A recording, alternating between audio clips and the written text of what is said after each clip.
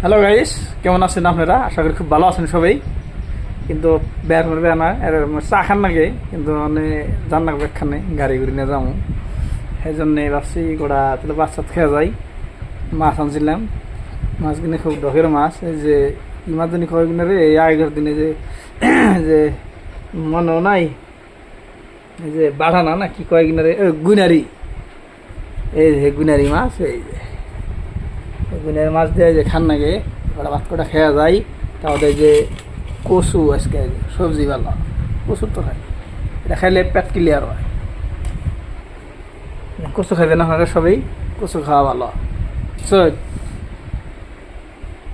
পায়খানাও clear হইব, সব দিকে ভালো, টেনশন নাই, খাইবেন ভালো লাগবো। কচু কচুর কি কোনো দিন আর অসুবিধা না, পেটে ডিস্টার্ব দিব না, পেটে গ্যাস হবো না, সব দিকেই ভালো আছে। কিন্তু কথা একটু খারাপ না গেলেও অসুবিধা নাই, কিন্তু ভালো কথা হয়েছে। তাহলে এই যে আপনাকে সবের দাওয়াত রইল, মাছ ভাজা কচুর তরকারি। বুঝছেন, আপনারা সবাই ভালো থাকেন, সুস্থ থাকেন।